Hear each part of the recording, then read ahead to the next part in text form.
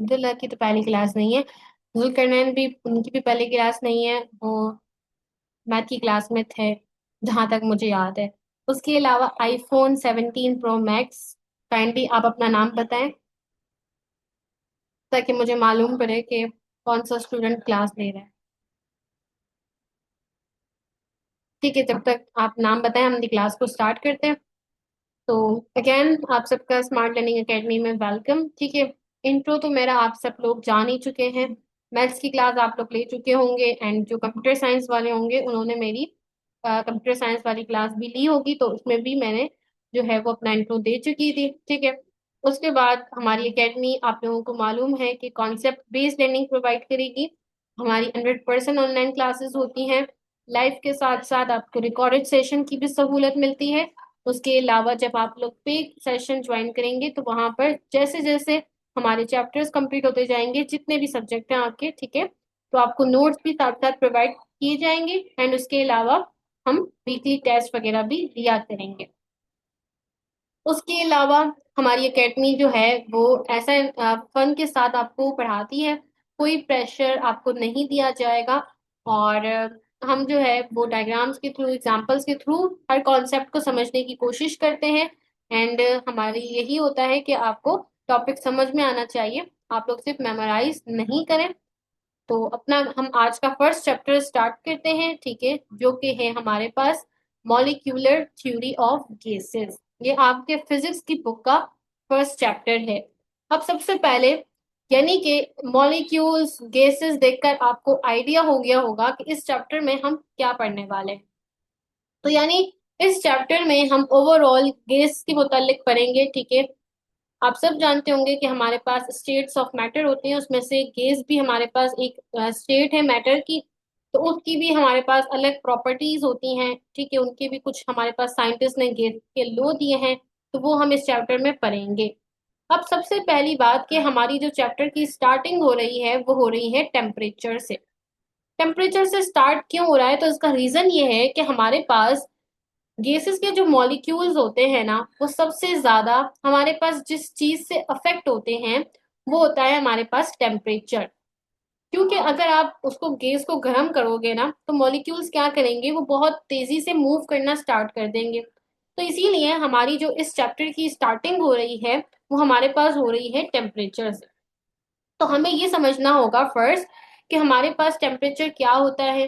और जितने भी आगे हम गैसेस के लॉज पढ़ेंगे, बॉयल लो, चार्ल्स लो, ठीक है, आइडियल गैस इक्वेशन, तो उन सब में हमारे पास टेम्परेचर का बहुत ज्यादा इंपॉर्टेंट रोल होगा। जी, ये आपकी बुक का फर्स्ट चैप्टर है, ठीक है, जो कि है मॉलिक्यूलर थ्योरी ऑफ गैसेस।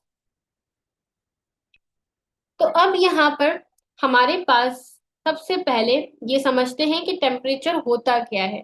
ठीक है, अक्सर हम कहते हैं कि आज टेम्परेचर इतना है, ठीक है, या रूम टेम्परेचर जब कहा जाता है, या हमारी बॉडी के टेम्परेचर की बात होती है। तो हम बाज औकात टेम्परेचर का लफ्ज सुनते हैं, लेकिन एक्चुअल टेम्परेचर की डेफिनेशन क्या होती है ये हमें नहीं मालूम होती। तो टेम्परेचर की डेफिनेशन ये है कि temperature is the measure of the average kinetic energy of the molecules of a substance. यानी कि टेम्परेचर हमें क्या बता रहा होता है, टेम्परेचर हमें ये बता रहा होता है कि हमारे पास कोई भी बॉडी है या कोई भी सब्सटेंस है, तो उसके मॉलिक्यूल्स की हमारे पास एवरेज जो है वो उसकी क्या मोशन एनर्जी होगी। ठीक है, तो उसकी जो एवरेज काइनेटिक एनर्जी है वो मेजर करने को हम कहते हैं टेम्परेचर। अब देखिए, जितने भी सब्सटेंस हमारे पास मौजूद है ना, वो हमारे पास बहुत छोटे छोटे से मॉलिक्यूल्स मिलकर बन रहे होते हैं। और ये मॉलिक्यूल्स हमेशा हमारे पास क्या होते हैं, मूवमेंट में रह रहे होते हैं। तो जब हमारे पास मॉलिक्यूल बहुत तेज मूवमेंट करते हैं तो उनकी जो काइनेटिक एनर्जी होती है, ठीक है, जब मॉलिक्यूल्स बहुत तेज मूवमेंट करना स्टार्ट कर देते हैं तो उनकी काइनेटिक एनर्जी भी हमारे पास बहुत ज्यादा हो जाती है। अब जब मॉलिक्यूल हमारे पास आहिस्ता आहिस्ता मूव करते हैं तो उनकी काइनेटिक एनर्जी क्या हो जाती है, स्लो हो जाती है। तो इसी एवरेज काइनेटिक एनर्जी को मेजर करने को हम कहते हैं टेम्परेचर। अब यहाँ पर ना बात ये होती है कि हम सिर्फ ये भी कह सकते थे कि temperature is the measure of the kinetic energy. हमने एवरेज का लफ्ज क्यों यूज किया, तो इसका ये है कि हमारे पास तमाम जो सब्सटेंस होते हैं ना, अगर हम गैस के मॉलिक्यूल की बात करें, फॉर सपोज कि हमारे पास एक कंटेनर है एंड उस कंटेनर में यहाँ पर पिस्टन है, ठीक है, तो यहाँ पर हमारे पास क्या है कि गैस के मॉलिक्यूल्स जो है ना वो प्रेजेंट है। ये गैसेस के मॉलिक्यूल्स हैं, ठीक है। अब क्या होता है कि गैस के जब मॉलिक्यूल मूवमेंट करते हैं ना, तो तमाम मॉलिक्यूल की डायरेक्शन सेम नहीं होती है। कोई मॉलिक्यूल की डायरेक्शन अपवर्ड होती है, कोई मॉलिक्यूल की डायरेक्शन इस तरीके से डायगोनली होती है, कोई मॉलिक्यूल की डायरेक्शन इस तरीके से होती है, यानी तमाम जो मॉलिक्यूल्स हैं वो अपनी अपनी अलग अलग डायरेक्शन में मूव कर रहे होते हैं। डायरेक्शन में मूव करने के अलावा इनकी जो स्पीड होती है ना, वो भी डिपेंड करती है। कोई मॉलिक्यूल जो है वो बहुत तेज स्पीड से मूव करता है, कोई मॉलिक्यूल बहुत स्लोली मूव करता है, और किसी की स्पीड तो बहुत मीडियम होती है। तो चूंकि सबकी स्पीड भी अलग है, सबकी डायरेक्शन भी अलग है, तो इसीलिए हम टेम्परेचर की डेफिनेशन में एवरेज का वर्ड यूज करते हैं। यानी कि हमारे पास तमाम मॉलिक्यूल्स की हमें एनर्जी जाननी है, ठीक है, सिर्फ एक मॉलिक्यूल की एनर्जी नहीं जाननी। तो इसीलिए हम इन तमाम का एवरेज ले लेते हैं, ताकि हमें मालूम पड़े कि हमारे पास यहाँ पर इस कंटेनर में जो गैस मौजूद है उसका क्या टेम्परेचर हमारे पास चल रहा है।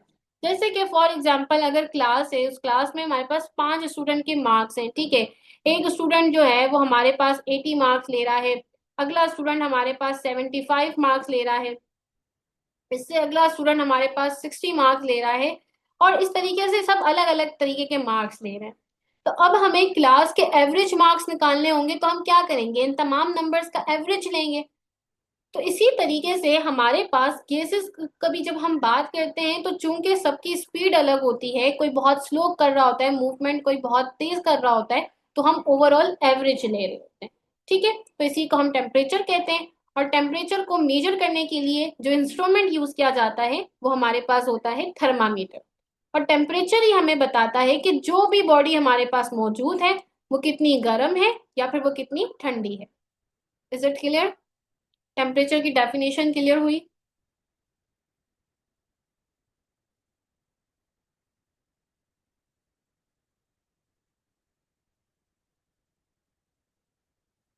हुआ क्लियर? अब्दुल्ला को क्लियर हुआ? ओके, ठीक है। अब हमारे पास यहाँ पर मैंने कहा कि टेम्परेचर हमें बताता है कि जो बॉडी मौजूद है वो यहाँ पर हॉट है या फिर कोल्ड है। तो जैसे कि फॉर एग्जांपल अगर हम आइस की बात करते हैं, तो आइस का टेम्परेचर हमारे पास कम होता है, ठीक है, जबकि जो हमारे पास उबलता हुआ पानी होता है उसका टेम्परेचर हमारे पास ज्यादा होता है। तो अब आप लोग मुझे बताइए कि गर्म पानी में और ठंडे पानी में, तो दोनों पानी हमारे पास मौजूद है, गर्म पानी है, ठीक है, और एक हमारे पास ठंडा पानी है। तो किसके मॉलिक्यूल्स हमारे पास तेजी से मूव कर रहे होंगे, ठंडे पानी के या फिर गर्म पानी के?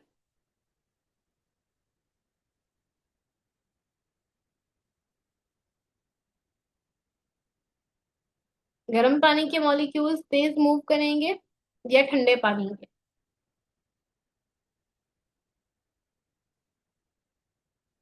एंड अब्दुल्ला, आप बताइए। कुलकर्णन कह रहे हैं कि हॉट वाटर। अब्दुल्ला आप बताइए, ठंडा पानी या गर्म पानी?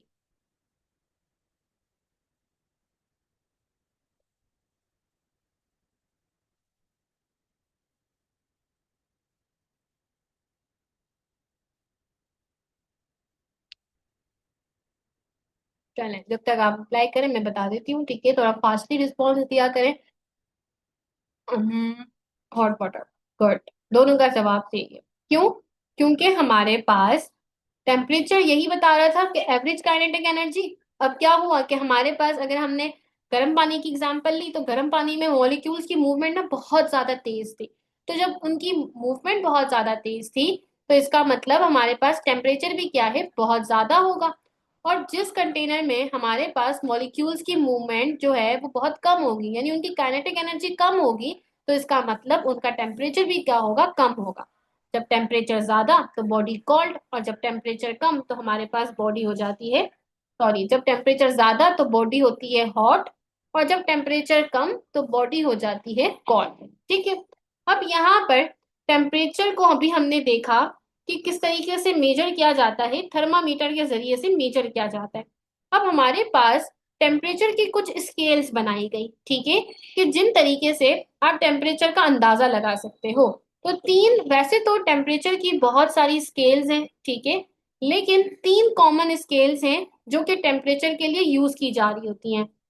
एक है सेल्सियस, फ़ारेनहाइट और एक है केल्विन। सेल्सियस जो स्केल है वो हमारे पास सबसे ज्यादा कॉमन है, ठीक है, क्योंकि हम अक्सर बात करते हैं कि हमारे पास जो है वो वाटर बॉयल होता है 100 सेल्सियस में, वाटर जो है वो फ्रीज हो जाता है 0 सेल्सियस में। तो ये हमारे पास जो डेली आप यूज कर रहे होते हो वेदर बताने के लिए या बॉडी का टेम्परेचर बताने के लिए, ठीक है, तो वो हम सेल्सियस में देख रहे होते हैं। अगर हम फ़ारेनहाइट की बात करते हैं तो ये भी हमारे पास एक टेम्परेचर का स्केल ही है। लेकिन फ़ारेनहाइट जो टेम्परेचर है वो हमारे पास ज्यादातर कौन से मुल्क में यूज हो रहा होता है, यूएसए में यूज हो रहा होता है, ठीक है। यानी यूएसए का वेदर और जो है वो बाकी जो सारी चीजें हैं, ठीक है, वो कॉमनली फ़ारेनहाइट में बताई जा रही होती हैं, जबकि इंडिया, पाकिस्तान और इन तमाम मुल्कों में सेल्सियस स्केल ज्यादातर यूज किया जाता है। ठीक है, कोई फर्क नहीं है, बस थोड़ा सा हमारे पास इनकी जो है वो स्केल बदल जाती है, तरीका बदल जाता है। जब हम आगे न्यूमेरिकल्स करेंगे तो हम देखेंगे कि किस तरीके से कन्वर्ट किया जाता है सेल्सियस को फ़ारेनहाइट में या फ़ारेनहाइट को सेल्सियस में। ये तमाम बातें हम ऑलरेडी उसमें देख रहे होंगे, ठीक है। अब उसके अलावा यहाँ पर हमारे पास जो है वो केल्विन भी एक स्केल है, ठीक है। एंड केल्विन स्केल हमारे पास वही एक ऐसी स्केल है जो कि हमारे पास एसआई यूनिट के तौर पर यूज होती है। यानी कि है तो हमारे पास सेल्सियस भी, फ़ारेनहाइट से, लेकिन लैब्स वगैरह में और फिजिक्स में जिस स्केल को एसआई यूनिट का दर्जा दिया गया है वो है हमारे पास केल्विन। और केल्विन जो है वो हमारे पास इन तमाम लैब्स वगैरह के प्रैक्टिकल्स में, एक्सपेरिमेंट्स में जो टेम्परेचर देखा जा रहा होता है वो हमारे पास केल्विन होता है। अब केल्विन में हमारे पास एक इंपॉर्टेंट बात लिखी हुई है कि 0 केल्विन इज एब्सोल्यूट जीरो। अब ये क्या बात लिखी हुई है?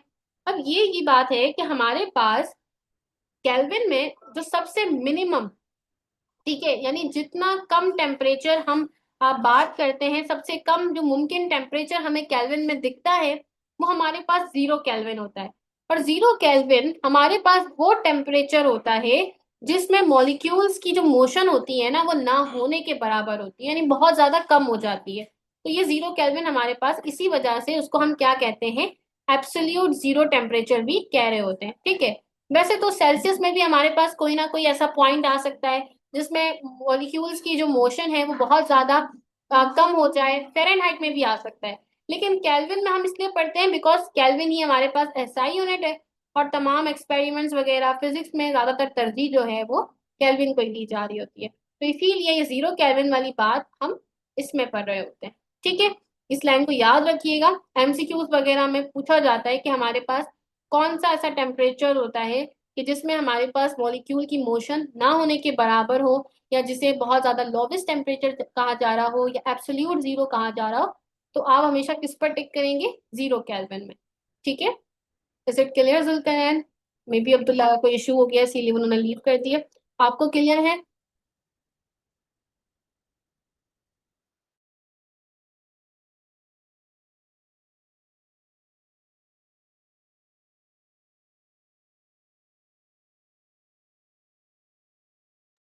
कोई क्वेश्चन है जुल्करनैन का यहाँ तक?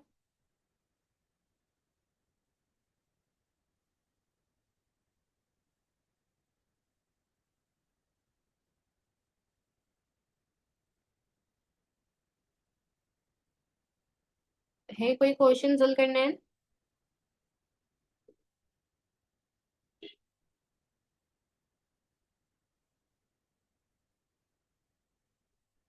अगर है तो पूछ लीजिए, वरना नो कर दीजिए ताकि मैं फिर आगे बढ़ूँ।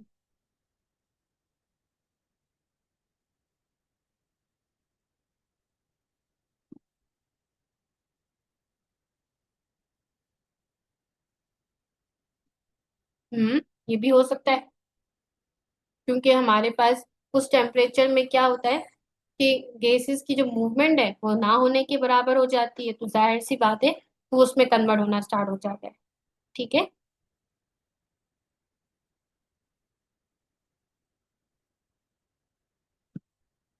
ओके।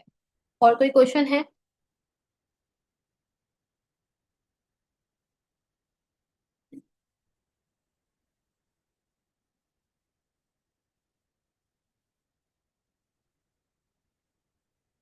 कोई और क्वेश्चन?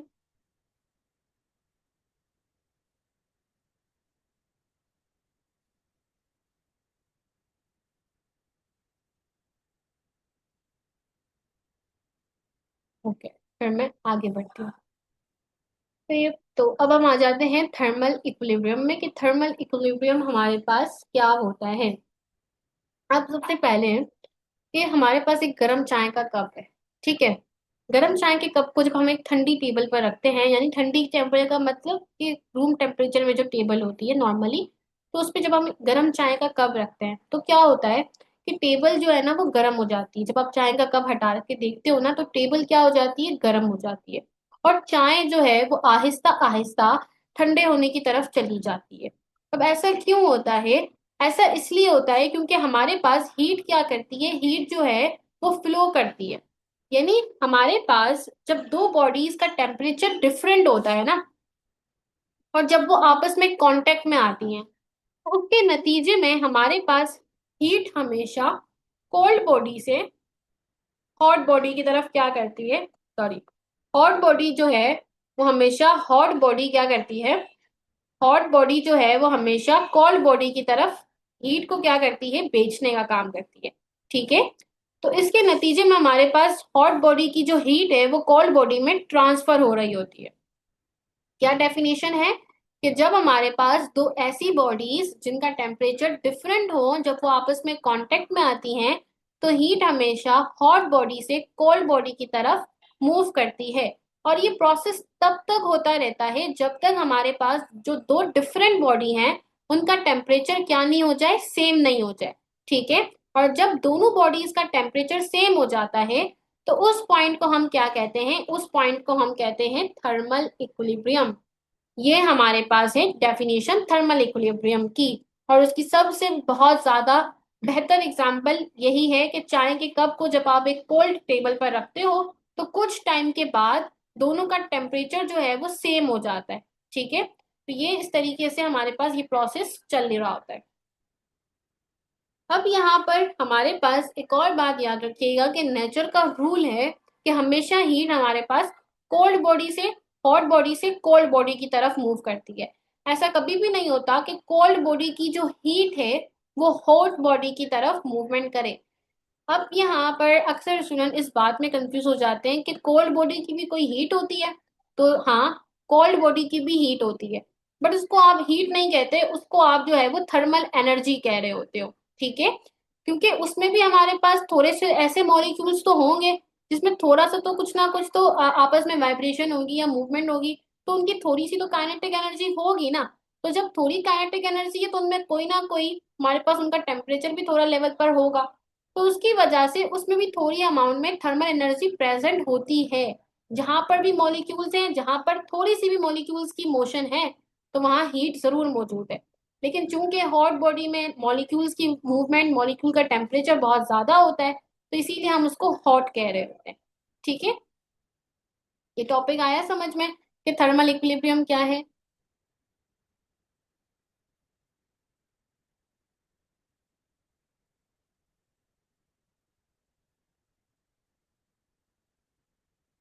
आया समझ में जुल्करनैन को कि थर्मल इक्विलिब्रियम क्या होता है?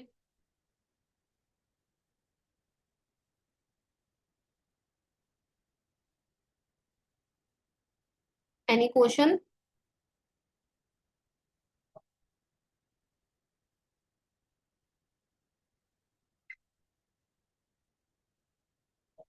ओके। ठीक है। अब जैसे जैसे हमारा जो है वो चैप्टर आगे बढ़ रहा है, ठीक है, हम देख रहे हैं कि हमारे पास पहले हमने टेम्परेचर पढ़ा, फिर हमने टेम्परेचर की स्केल्स पढ़ी, फिर हमने थर्मल इक्विलिब्रियम पढ़ा। अब आ जाते हैं बात ट्रिपल पॉइंट ऑफ वाटर में। अभी हमने पढ़ा कि थर्मल इक्विलिब्रियम में क्या होता है कि जो दो डिफरेंट बॉडीज का टेम्परेचर होता है, वो हमारे पास जब वो आपस में कांटेक्ट में आती हैं, तो जो हॉट बॉडी होती है वो कोल्ड बॉडी की तरफ अपनी हीट को ट्रांसफर करती है। और जब तक करती है जब तक दोनों का टेम्परेचर सेम ना हो जाए, तो उस पॉइंट को हम कहते हैं थर्मल इक्विलिब्रियम। तो वहां पर क्या हो रहा था, वहां पर हमारे पास जो है वो सिस्टम को क्या किया जा रहा था, स्टेबल किया जा रहा था, ठीक है। दो जो बॉडीज थी उनको स्टेबल किया जा रहा था, इक्विलिब्रियम पर लाया जा रहा था। But triple point of water में क्या होता है कि हमारे पास ट्रिपल पॉइंट ऑफ वाटर में जो तीन स्टेट्स हैं, ठीक है, जो स्टेट ऑफ मैटर की तीन स्टेट हैं हमारे पास, थ्री स्टेट्स, उनको किया जाता है, उनको आपस में इक्विलिब्रियम पर लाया जाता है। यानी कि ऐसा किया जाता है कि एक ही वक्त में हमें तीनों स्टेट एक साथ देखने को मिल रही होती हैं। तो वो हमें किस में देखने को मिलती है, ट्रिपल पॉइंट ऑफ वाटर में। हमेशा नॉर्मली क्या होता है कि हमें आइस जो है वो अलग नजर आती है स्टेट, हमें जो गैस स्टेट है वो अलग नजर आती है, लिक्विड स्टेट जो है वो हमें अलग नजर आ रही होती है, तमाम सॉलिड लिक्विड और गैस, ये तीनों जो स्टेट्स हैं वो हम अलग अलग वक्तों पर देख रहे होते हैं। लेकिन ट्रिपल पॉइंट ऑफ वाटर में क्या होता है कि आपको ये तीनों स्टेट, सॉलिड लिक्विड और गैस, ये आपको एक ही वक्त में एक ही साथ नजर आ रही होती हैं। तो ये जो एक ही वक्त में एक ही साथ ये हमें नजर आ रही हैं, तो ऐसी कंडीशन को हम कहते हैं ट्रिपल पॉइंट। जैसे कि, लेकिन यहाँ पर एक बात है कि हमारे पास इसी कंडीशन को बनाने के लिए हमें जो है वो कुछ रिक्वायरमेंट करनी पड़ती है, ठीक है, जिनमें आपको टेम्परेचर क्या करना है, जो है वो 273 आपको केल्विन तक जो है वो उसका टेम्परेचर रखना होगा। और प्रेशर के लिए आपको जो है वो इतना जो है वो पास्कल में प्रेशर लेना होगा, अगर हम वाटर सब्सटेंस के लिए बात कर रहे हैं, ठीक है। बाकी जो दूसरे सब्सटेंसेस हैं हो सकता है कि वो भी हमें इन तीनों स्टेट में मिले, लेकिन उनके लिए टेम्परेचर की कंडीशंस क्या हो जाएंगी, टेम्परेचर और प्रेशर की अलग अलग हो जाएंगी। तो यहाँ पर हमने क्या किया कि ऐसी टेम्परेचर और ऐसा प्रेशर जो है वो रख दिया। अब आपको क्या होगा कि आपको इसी यहीं पर आपको कुछ हिस्से में बर्फ बनी हुई नजर आ रही होगी, यानी कि सॉलिड, और कुछ हिस्से में पानी नजर आ रहा होगा, अगर आप यहाँ पर डायग्राम में देख सकते हैं, ठीक है। और कुछ स्टेट और थोड़ा सा क्या हो रहा होगा कि इसमें से ना हमारे पास ऐसे गैस के मॉलिक्यूल्स भी बाहर निकल रहे होंगे, ठीक है। तो आपको तीनों कंडीशन एक ही साथ नजर आ रही होंगी। तो ये जो पूरा हमारे पास प्रोसेस हो रहा होता है जहां पर स्टेट ऑफ मैटर की तीनों स्टेट एक ही साथ एक ही वक्त में नजर आए, तो उसे हम कहते हैं ट्रिपल पॉइंट। अब यहाँ हम वाटर के लिए समझ रहे थे, ठीक है, तो इसीलिए हमने क्या कह दिया, ट्रिपल पॉइंट ऑफ वाटर। ठीक है, इज इट क्लियर?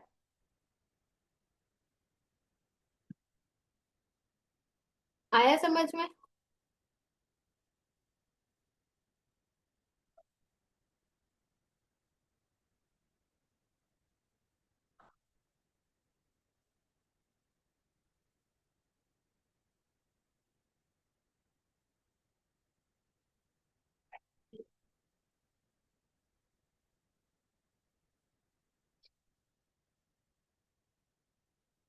ये करने को आया, कोई कंफ्यूजन है?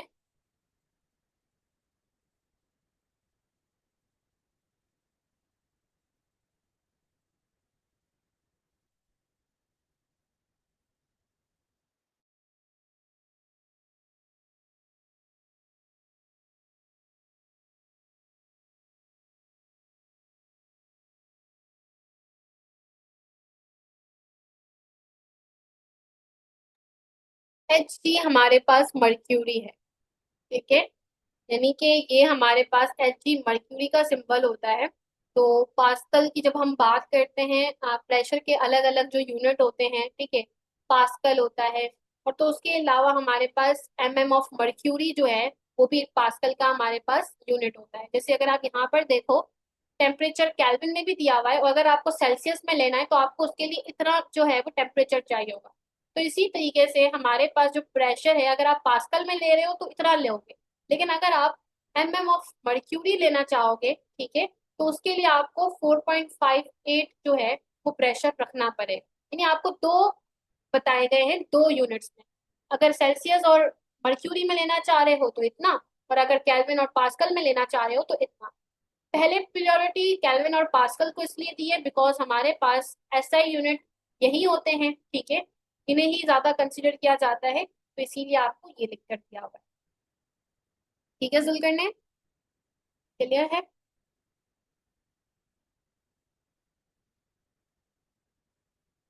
आया समझ के 2 यूनिट्स क्यों लिखे हुए हैं? तो ठीक है, अब हम आ जाते हैं हमारे पास, ये हो गया ट्रिपल पॉइंट। ठीक है, और मैंने कह दिया कि अगर हम वाटर के लिए कर रहे हैं तो इतना होगा। बट ये बात याद रखिएगा कि अगर सब्सटेंस हमारे पास चेंज हो गया, यहाँ पर वाटर नहीं रहा, वाटर के अलावा कोई और सब्सटेंस ले लिया गया, तो फिर उसमें टेम्परेचर और प्रेशर की कंडीशन भी क्या हो जाएगी, चेंज हो जाएगी। ये जो टेम्परेचर और प्रेशर की कंडीशन दी गई है, ये सिर्फ और सिर्फ वाटर के लिए दी गई। ठीक है, अब हम आ जाते हैं इंट्रोडक्शन टू गैस लॉज में, यानी कि हमारे पास जो गैसेस के लॉज हैं उनके बारे में हमें बताया गया।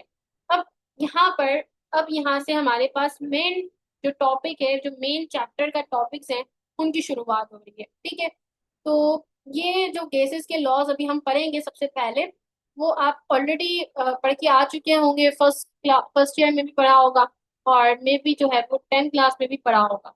बट हम ये पढ़कर जो है वो लॉस, आगे हमारे पास आइडियल गैस इक्वेशन है, प्रेशर ऑफ गैस की डेरिवेशन है, उसमें ये हमारे पास लॉस हमें समझने में मदद देंगे। तो अब हमारे पास गैस का बिहेवियर की बात हो रही है। ठीक है, जो अब गैस का बिहेवियर हमारे पास होता है, वो किन किन चीजों पर डिपेंड कर रहा होता है। वो हमारे पास प्रेशर पर डिपेंड करता है, वो हमारे पास टेम्परेचर पर डिपेंड करता है, अमाउंट ऑफ गैस पर डिपेंड करता है, वॉल्यूम पर डिपेंड करता है, इन तमाम चीजों पर डिपेंड कर रहा होता है। ठीक है, अगर एक कंडीशन को हम जो है वो कांस्टेंट रख लें, बाकियों को हम जो है वो चेंज करते जाएं, तो क्या इफेक्ट देखने को मिलेगा, ये तमाम बातें हमें गैस लॉज में मालूम कर रही होती हैं। तो सबसे पहली बात कि गैस जो है वो हमारे पास फिक्स शेप की नहीं होती, आप उसे कोई भी कंटेनर में डाल दो, वो उसी की शेप ले लेती हैं। बलून में डालेंगे तो बलून की शेप हो जाएगी, बोतल में डालेंगे तो वो बोतल की शेप ले लेगी, सिलेंडर में डालेंगे तो सिलेंडर की शेप ले लेगी, यानी उसकी शेप जो है वो फिक्स नहीं होती। उसके अलावा वॉल्यूम भी उसका कोई फिक्स नहीं होता, क्योंकि अगर आपने एक कंटेनर में लिया गैस को, ठीक है, और ये आपके पास पिस्टन लगा हुआ है, यहाँ पर गैस के मॉलिक्यूल्स मौजूद हैं, अभी वॉल्यूम इतना है।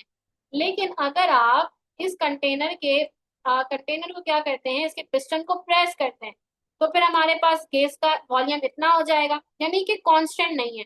आप जब चाहें पिस्टन की मदद से या फिर जो है वो उसको चेंज कर सकते हैं। जैसे कि सिरिंज होती है हमारे पास, इंजेक्शन जो होती है सिरिंज, तो उसमें भी जब आप पिस्टन जो है वो प्रेस करते हो तो वॉल्यूम क्या हो जाता है, कम हो जाता है। ठीक है, तो यही बात हमारे पास यहाँ पर लिखी हुई है कि ये तमाम बातें केसेस के हमारे पास बिहेवियर को समझने के लिए प्रेशर को, वॉल्यूम को, टेम्परेचर को और अमाउंट ऑफ गैस को समझना बहुत ज्यादा इंपॉर्टेंट होता है। ठीक है, क्योंकि गैस का बिहेवियर इन्हीं चारों से क्या हो रहा होता है, चेंज हो रहा होता है। और यही चार जब वेरी करती हैं, तो फिर हमारे पास अलग अलग लॉज बन रहे होते हैं, जैसे बॉयल लो, चार्ल्स लो, एवागाडो लो, तो ये तमाम इन्हीं की वेरी से बन रहे होते हैं। सबसे पहले देख लेते हैं हम बॉयज लॉ को, और मे बी पॉसिबल के 2 लॉज के बाद क्लास भी हमारे पास एंड हो जाए।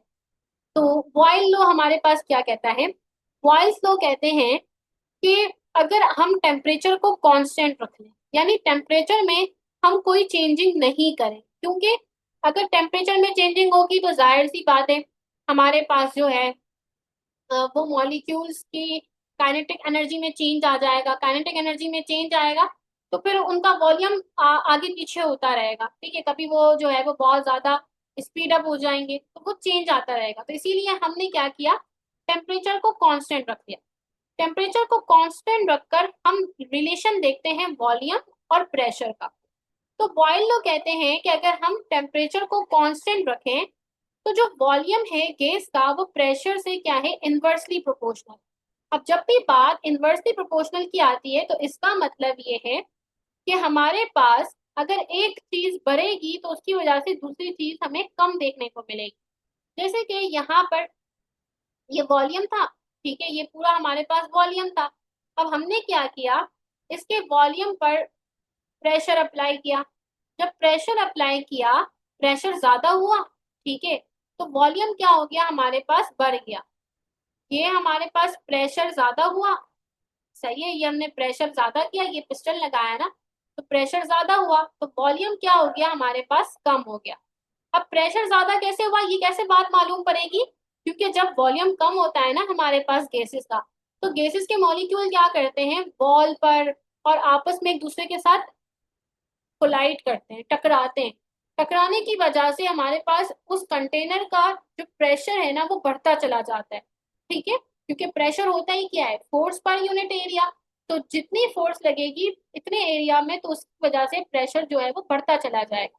तो इसी वजह से बॉयल्स ने हमें अपनी जो है वो ये कंडीशन दी कि V जो है यानी वॉल्यूम इन्वर्सली प्रोपोर्शनल होता है प्रेशर के।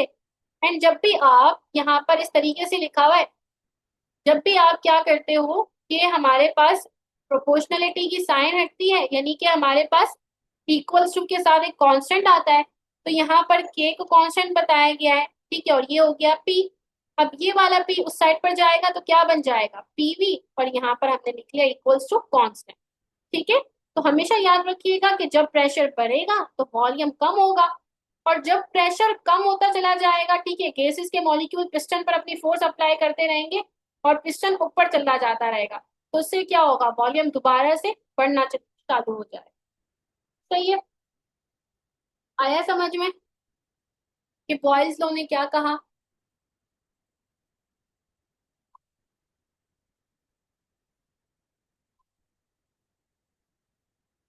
कोई कंफ्यूजन यहाँ तक।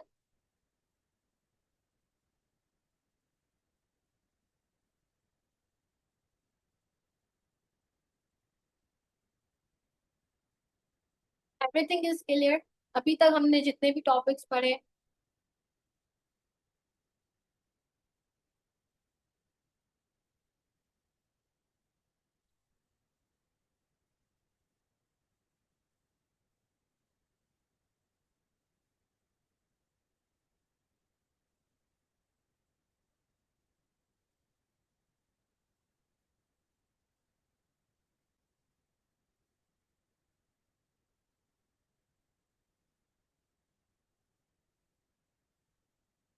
क्लियर है अब तक हमने जितना भी पढ़ा है, या अभी कोई भी टॉपिक में कोई क्वेश्चन है।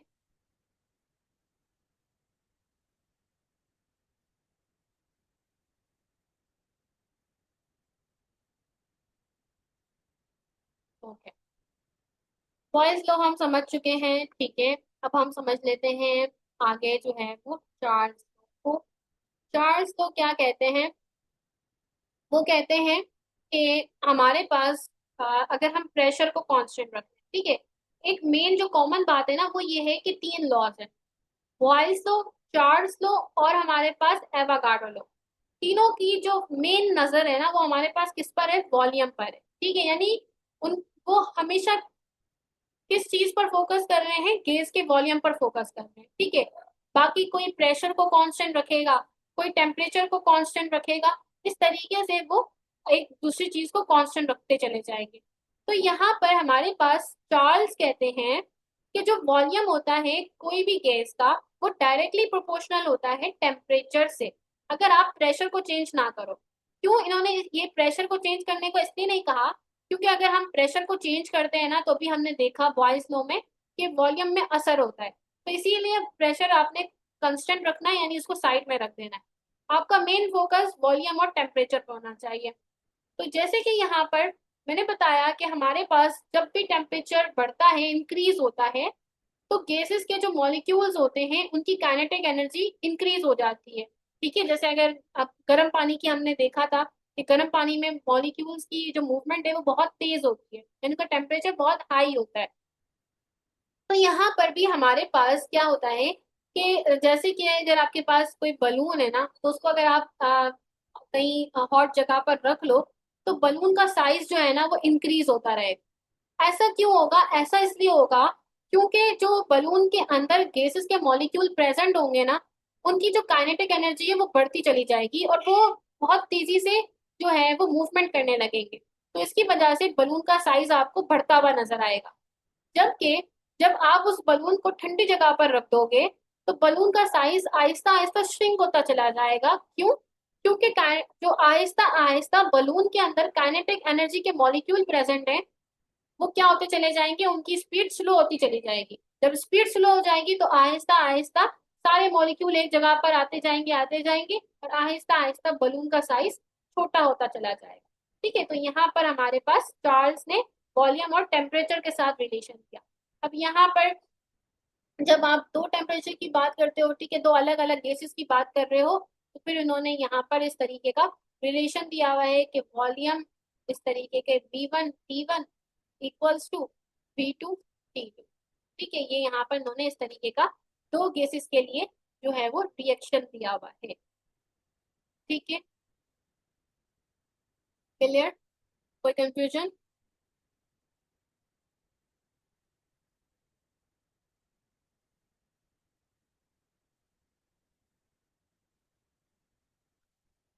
क्लियर है, फुल करना है?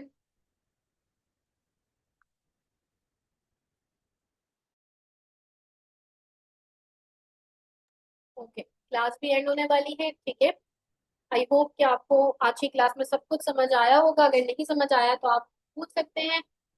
एंड फिर हमारी बस क्लास जो है वो एंड होने की तरफ है। बाकी के टॉपिक जो है वो हम अपने पे सेशन में कवर करेंगे। एंड वहीं पर हमारे पास